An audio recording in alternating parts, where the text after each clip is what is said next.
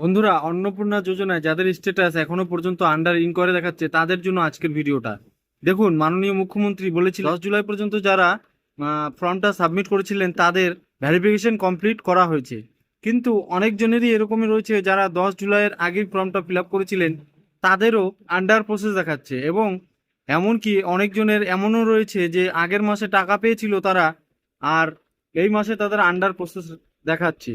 তো আজকের এই ভিডিওতে সব আপনাদের ডাউট ক্লিয়ার করব, যে দুই রকমের যে আন্ডার প্রসেস দেখাচ্ছে সেটা ক্লিয়ার করব। দেখুন, প্রথমত যদি 10 জুলাইয়ের পরে করে থাকেন তাহলে আপনাদের আন্ডার প্রসেস দেখাচ্ছে, কারণ 10 জুলাইয়ের আগে অবধি ভেরিফিকেশন করা হয়েছিল, 10 জুলাই পর্যন্ত ভেরিফিকেশন করা হয়েছিল, কিন্তু 10 জুলাইয়ের পরে কিন্তু আর ভেরিফিকেশন করা হয়নি। এখন যা বলে রাখি, যাদের 10 জুলাইয়ের আগেই করেছিলেন তাদেরও আন্ডার প্রসেস দেখাচ্ছে।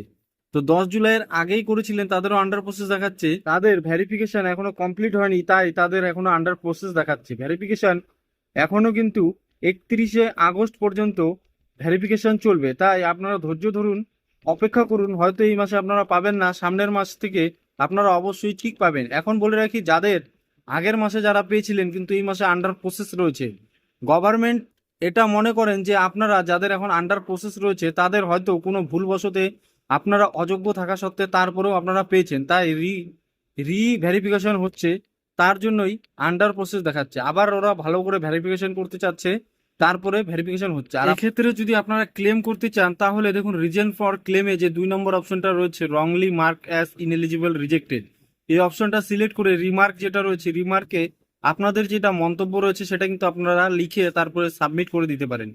কি লিখবেন? আমরা আগের মাসে পেয়েছি, আমরা যোগ্য, অথচ এই মাসে আমাদের আন্ডার ইনকোয়ারি দেখাচ্ছে, এরকম লিখে সাবমিট করে দিলে হয়তো কিছুদিনের মধ্যে খুব শীঘ্রই আপনাদের স্ট্যাটাস চেঞ্জ হয়ে যেতে পারে।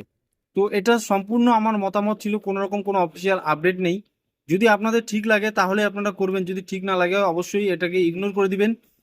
এইটুকু ইনফরমেশন দেওয়ার ছিল। ভিডিওটা ভালো লেগে থাকলে অবশ্যই একটা লাইক করে দিবেন, চ্যানেলটা ফলো করে নেবেন, আর ভিডিওটা বেশি বেশি করে শেয়ার করে